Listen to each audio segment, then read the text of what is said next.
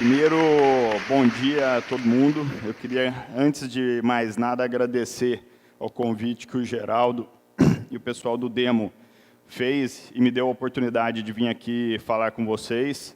Nosso secretário aqui que está fazendo diferença, ou seja, se não tiver gente que acredita que é possível fazer as coisas diferente, a gente não vai fazer.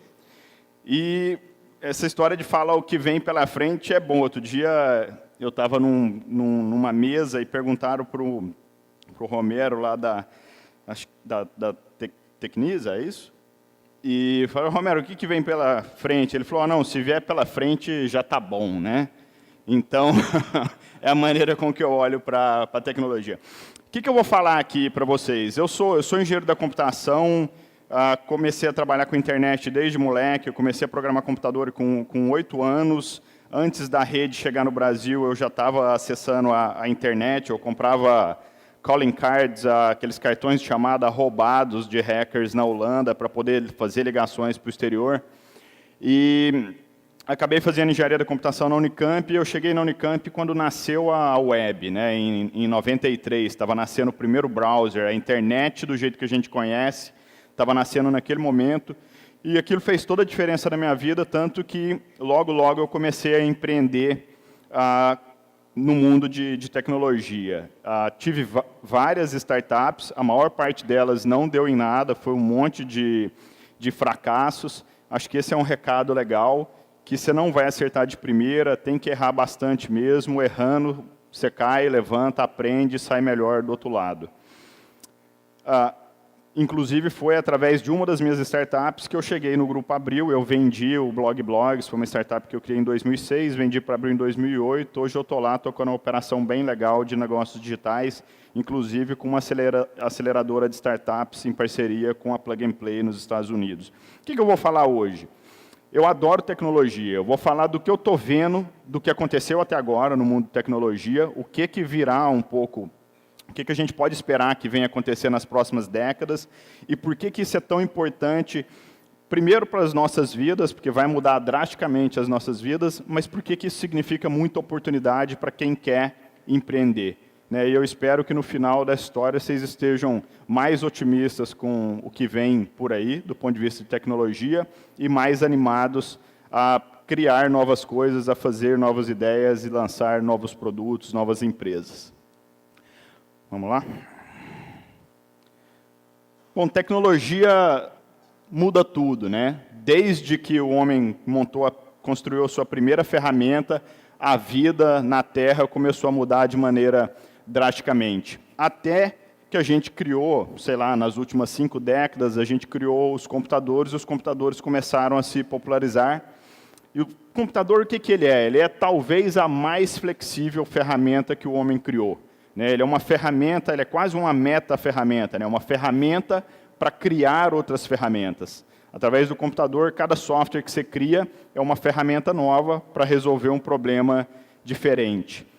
Quando a gente criou computadores, lá no começo da década de 70, os computadores pessoais começaram a entrar na vida das pessoas, a gente entrou num processo de digitalizar quase tudo nas nossas vidas. A gente digitalizou a mídia, a gente digitalizou o entretenimento, a gente está digitalizando as comunicações cada vez mais, a gente está digitalizando toda a questão de sistemas bancários, moedas, o Bitcoin é uma super ideia que apareceu, que a gente está aprendendo um monte com ele. As transações que a gente fazia, em vez de se assinar um contrato, hoje se assina digitalmente um documento, e a educação também vai mudar drasticamente. Então, o que é interessante dessa história da digitalização que a gente passou nos últimos anos? A primeira coisa é que quando uma coisa passa a ser digital, ela se transforma em dados, ela passa a ter propriedades que são fantásticas. Acho que a primeira grande propriedade interessante de um bem digital é que ele não gasta. Você pode usar aquele arquivo milhões de vezes e ele continua exatamente igual ao arquivo original. Quando você faz uma cópia de um bem digital, a cópia é perfeita, então não existe custo na produção de novos bens daquele. Às vezes a primeira cópia foi cara para produzir, você produziu um filme, mas a cópia do filme Não é. Ela rompe a barreira de tempo e de espaço. Você coloca um arquivo no Dropbox hoje, daqui a pouquinho, todos os seus amigos que têm aquela pasta compartilhada receberam o arquivo. Esse tipo de coisa é importante por quê? Porque faz parte de um processo que a gente não tem muito clareza de como é que ele está acontecendo. O ser humano é acostumado a pensar linearmente, né? Só que tudo que vem do mundo digital, eles têm propriedades, né, até por essas características que a gente viu, onde quase tudo que é do mundo digital evolui de maneira exponencial. No começo da década de 70, eu acho que foi até um pouco antes, um dos fundadores da Intel falou o seguinte: eu estou percebendo que a cada 2 anos a gente consegue colocar o dobro de transistores num chip de computador pelo mesmo preço. Isso ficou conhecido na indústria como a lei de Moore. Não é uma lei, é uma observação que ele fez. Só que essa coisa continua valendo até hoje. Basicamente, qual que é o efeito disso? A cada 2 anos, na verdade até um pouco menos, a cada 18 meses, você tem o dobro da capacidade computacional pelo mesmo preço. Esse negócio tem impactos incríveis, é uma força gigantesca, é igual o juro composto, né? 2 vezes hoje, no próximo período 4, no próximo período 8, no próximo período 16, 32, 64, 128. Em 10 períodos, você tem 1000 vezes mais capacidade computacional pelo mesmo preço. Então, quando a gente vê aqui, é isso que a gente vê, uma evolução de 15 anos, você passou a ter computadores 1000 vezes mais rápidos, custando o mesmo preço, ocupando o mesmo espaço do que você tinha há 15 anos anteriores. Quando a gente olha o que vem acontecendo, a gente passa agora mais 15 anos, até pouco tempo atrás, até os anos 2000. Os computadores agora, apesar de terem passado 30 anos só, são 1 milhão de vezes mais potentes. Essa coisa continua. Hoje, um computador que a gente tem hoje em dia, o computador que você tem na sua mesa, na sua casa, ele é mais ou menos 500 milhões de vezes mais potente do que os primeiros computadores que a gente estava criando. E essa coisa não vai parar por aí. Vamos imaginar agora os próximos 20 anos, sei lá. A gente está falando de máquinas que são 10 bilhões de vezes mais rápido do que as máquinas que a gente criou lá atrás. Se a gente colocar isso numa curva, num eixo logarítmico, a gente vai ver que, apesar do tempo passado em cada trecho desse ser mais ou menos o mesmo, a explosão em capacidade é gigante. Por que isso é importante? Puta conversa de nerd, né? É importante porque isso traz mudança em todas as indústrias que estão usando tecnologia digital de alguma maneira. Porque não é só computador que está ficando mais rápido e mais barato. Você tem câmeras digitais tendo a sua resolução aumentando também de maneira exponencial, capacidade de armazenamento, capacidade de processamento, velocidade da internet. Então, tudo isso, tudo que é tocado pelo mundo digital, cresce de maneira exponencial. O que está acontecendo é o seguinte: hoje a gente está aqui, nesse pontinho vermelho. Olha o que a gente mudou comparado com quando os computadores nasceu, praticamente nada, se a gente comparar com o que vai acontecer nos próximos 20 anos. A gente está num momento de um ponto de inflexão, uma mudança drástica do que a gente tem de recursos computacionais, que a gente vai ver daqui para frente. Vocês vão viver, vocês vão trabalhar com máquinas que vão sofrer esse tipo de evolução. Por que isso é importante? Porque nada que a gente achava ou acha hoje que é impossível de fazer com computadores, continuará sendo impossível. Eu vou trazer alguns exemplos para vocês aqui, para a gente ver que isso está acontecendo exatamente agora. Em 2004, o DARPA, que é o Departamento de Pesquisa do Ministério da Defesa dos Estados Unidos, ele criou um desafio, que era o DARPA Challenge, né, o desafio do DARPA, que era para que qualquer empresa, qualquer universidade, qualquer pessoa podia participar desse desafio para tentar fazer um veículo, um carro, uma motocicleta, um triciclo, o que fosse, que conseguisse andar pelo deserto autonomamente, ou seja, sem ter um piloto de verdade. O cara ia ter o programa de computador, ia ter as informações do terreno, o veículo tinha que sair de um lugar e chegar em outro sozinho. Mais de 10 empresas super super avançadas, os principais institutos de pesquisa, MIT, Stanford, Berkeley, trabalharam nesse projeto, nenhuma conseguiu realizar a tarefa. Ou seja, o que eles estavam pensando aqui era o seguinte, pô, parece que o que a gente está achando que era fácil de fazer computador está se mostrando cada vez mais difícil e pode ser que a gente nunca vai conseguir fazer. Pode ser que tem certas coisas que o ser humano faz muito facilmente, intuitivamente, dirigir. Tem uns que dirigem pior, eu sou bem barbeiro, mas mesmo assim era difícil fazer um computador dirigir igual um barbeiro dirigia. Tá, só que o que aconteceu, e de novo, a gente não conseguiu imaginar qual seria o impacto nesse tipo de problema da evolução que a gente viu que o crescimento exponencial iria trazer. Alguns anos depois, em 2011, um computador da IBM, o Watson, ganhou um jogo, que é o Jeopardy, que é um jogo de perguntas e respostas, dos 2 competidores humanos melhores na história do jogo. O computador escutava as perguntas, interpretava o que era, procurava na sua base de conhecimentos e respondia o jogo, e foi a primeira vez que os humanos perderam de um computador nesse tipo de jogo. Lembra que naquela época que a gente estava, alguns anos atrás, a gente começou a achar que um monte de coisas simples, ou até mesmo algumas ideias de inteligência artificial, seriam impossíveis de acontecer, a gente está vendo elas acontecer agora. Em 2011, o Google mostrou para o mundo um projeto que é o carro do Google que anda sozinho, né? Esse carro é um negócio fantástico, o carro anda realmente de maneira autônoma, sem ter informação prévia de como é que vai estar o trânsito ali onde ele está, ele vai sentir no ambiente com uma série de sensores, radares, mais as informações do ambiente que o Google já tinha, e o carro anda perfeitamente. Saiu um vídeo agora, o carro consegue interpretar sinal de um ciclista apontando com a mão que ele quer entrar na faixa, o carro diminui e deixa o ciclista entrar. Super perfeito. Então, veja que lá atrás, menos de 10 anos atrás, em 2004, a gente achou que não ia ser possível construir carros que andassem sozinhos, e agora esses carros começam a andar nas ruas da Califórnia. 2013, o ano passado, o DARPA fez outro desafio.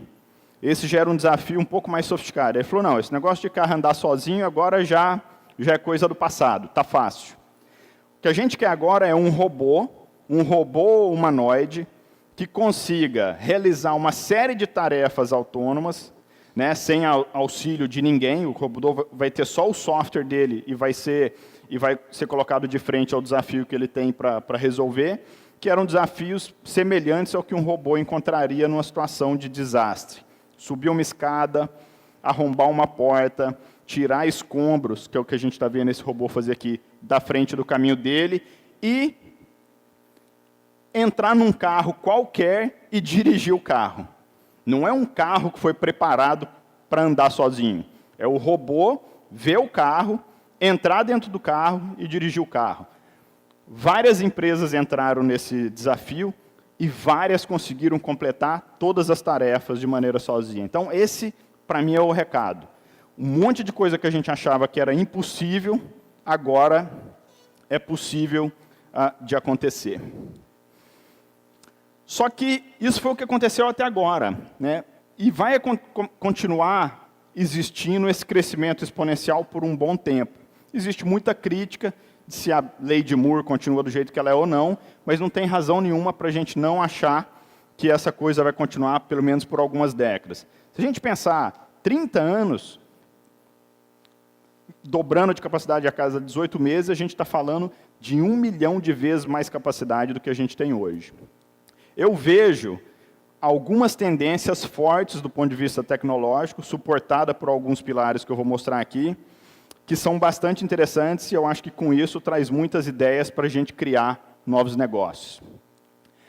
Os 4 pilares das mudanças que eu vejo agora, todas seguindo com essa história do crescimento exponencial, são o seguinte. Primeiro, computação em todo lugar.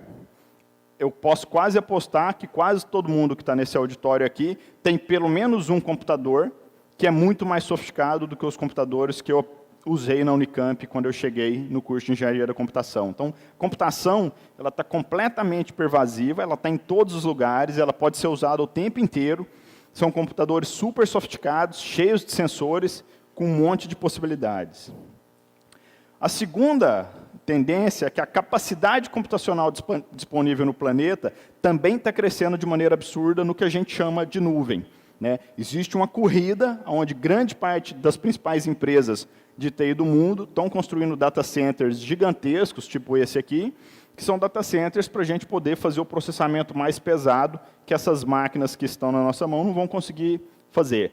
Processamento e armazenamento. Outra coisa que é interessante, lembra que eu mostrei naquele gráfico do crescimento que tudo que foi tocado por computação também evoluiu de maneira exponencial nos últimos anos. Por que isso é importante? Porque muito do que a gente cria é inspirado em como é que a gente entende o mundo, é inspirado em como é que eu entendo aspectos biológicos, como é que eu entendo o funcionamento do ser humano, como é que eu entendo vários aspectos da natureza. Só que olha que interessante, o que a gente usa para entender o mundo, em geral, hoje, são ferramentas digitais também. Imagina, para você entender o cérebro, você está usando equipamentos de diagnóstico de imagem, de um monte de equipamentos de exames, que são basicamente computadores e sensores com software desenhado para aquilo. Esses equipamentos também sofreram evolução exponencial. Então, hoje, a maneira com que a gente tem para descobrir e entender como é que o mundo funciona é milhões de vezes mais sofisticada do que a gente tinha 30 anos atrás. Isso está tendo um monte de impacto. Por exemplo, em entender como é que o cérebro funciona. Quando a gente tentava criar sistemas que se comportavam como o cérebro, sistemas de inteligência artificial, a gente fez isso usando capacidade computacional reduzida e um entendimento reduzido do cérebro também. Com essas duas coisas crescendo, vem um monte de coisa acontecer por aí. Outra delas é o seguinte, especificamente nas últimas 2 décadas, a gente viu o nascer da web, né, da internet como a gente conhece ela hoje, e a gente aprendeu muita coisa com os modelos da internet. A gente aprendeu que redes funcionam, que modelos colaborativos funcionam, que modelos distribuídos funcionam. A gente aprendeu um monte de maneiras de tornar coisas melhores e fazer negócios de maneira diferente. E a gente vai começar a aplicar isso em quase todos os negócios que a gente pode fazer daqui para frente. Né? Esse projeto que está aqui, o iWire, é um projeto do MIT que ele montou um jogo que qualquer pessoa pode jogar, que ajuda a montar um mapa do cérebro super preciso, que computador não conseguiria fazer.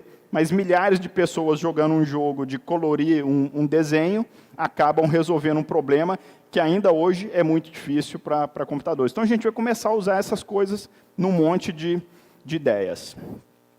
Então, em cima dessas 4 coisas, eu acho que vem 5 grandes ondas de desenvolvimento tecnológico daqui para frente, e aí é que a coisa começa a ficar interessante. Essas são as ondas que vocês vão poder surfar, na hora de vocês pensarem seus projetos, na hora de vocês desenharem novas ideias, na hora de vocês criarem aí suas empresas. A primeira delas é a história de dados, né, o que o povo está chamando de Big Data. Dados vão estar em todos os lugares. Por quê? Porque todo esse mundo digital aqui, ele basicamente existe no universo dos dados, criando dados e consumindo dados. E a gente só vai criar e consumir mais dados. Só que com isso a gente consegue fazer coisas muito mais inteligentes. Né? Quando a gente vê lá na Abril, por exemplo, a gente tem uma operação que a gente trouxe recente para Abril, que é o Brasil Post, é o Huffington Post versão brasileira. É uma operação super pequena, super eficiente, muito mais eficiente do que muitas das nossas operações digitais na Abril. Por quê? Porque eles usam as informações que eles têm de maneira muito inteligente. Então, quanto mais informação, melhor coisas eu vou conseguir fazer. A outra coisa é aquela, com o entendimento melhor do cérebro e com muita capacidade computacional, a gente está vendo o renascimento da inteligência artificial. Carro que anda sozinho, robô que resolve um monte de problema, a própria Siri, que está no seu telefone celular. Então, a gente começa a ver um renascimento da inteligência artificial por novos caminhos, técnicas como Deep Learning, etc. E isso vai fazer muita diferença. Por quê? Porque os sistemas que a gente vai usar vão ser cada vez mais inteligentes e mais autônomos. Fabricação digital. As 2 primeiras tendências que eu mostrei aqui, elas são ainda muito do mundo dos bits, né? Informações e software de inteligência artificial. Tem um estudo do Citibank, o Citibank fez um estudo alguns anos atrás, tentando ter uma ideia do tamanho da economia digital no mundo, economia online, tudo que a gente conhece de digital, e o tamanho do restante, a parte que ainda não havia sofrido esse processo de digitalização.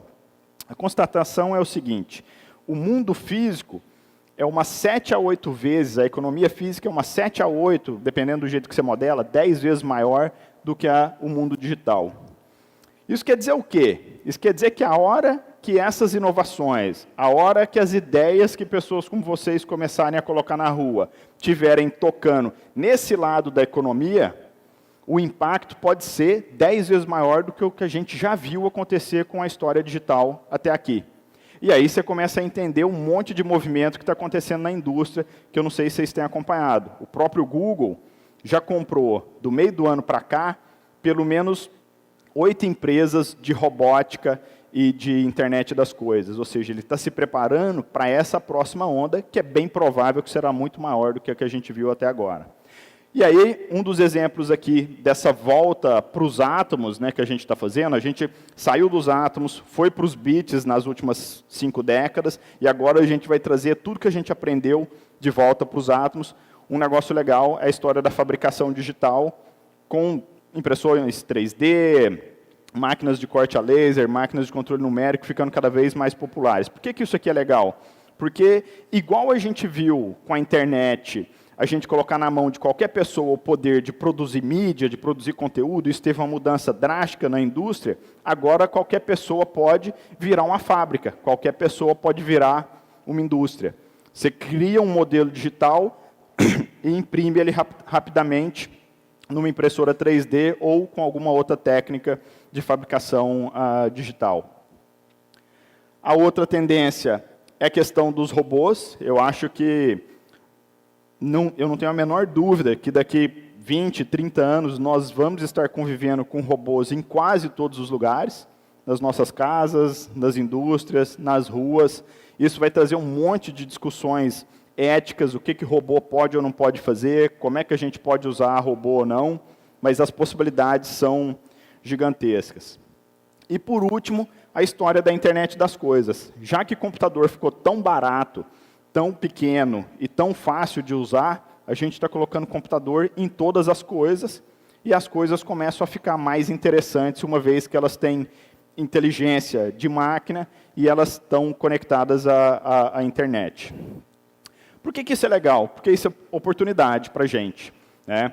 Quanto mais coisas tiverem para a gente usar nos nossos negócios, mais coisas interessantes a gente vai poder inventar, né? Existe uma discussão de o que é inovação, né? Inovação, uma invenção, para mim, é nada mais do que uma combinação de coisas que já existiam para um novo uso e que vai ser bom para quem usar, né? Então, imagina, se uma inovação, uma ideia nova, uma invenção é a combinação de coisas que já existiam, o que é legal de ter mais coisas interessantes para a gente combinar? Que vai gerar mais inovações, mais coisas interessantes. Então, a gente vai ver que as possibilidades de combinação daqui para frente são cada vez maiores, bem próximas, assim, vamos dizer, do infinito útil do que a gente pode fazer, e eu acho que aí é a oportunidade de novo para vocês. Quando eu montei minhas primeiras startups, eu não podia fazer um monte das coisas que hoje é possível a gente fazer. Isso, a gente vai abrir um monte de oportunidade nova aí. E aí vem o recado para o empreendedor. Não vai ser na primeira combinação que você vai criar a sua maior invenção.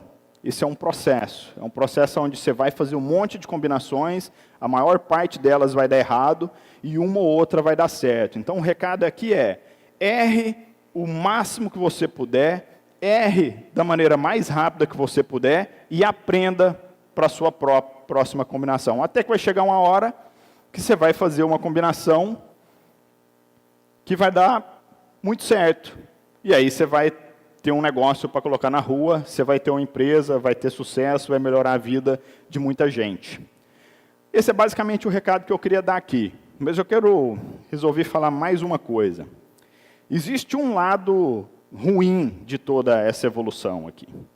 Muita gente fala que o lado ruim é que as pessoas estão conversando menos. Eu não acredito nisso. Eu sou bem otimista com relação a como é que a tecnologia muda as nossas vidas. Mas tem um lado ruim, sim.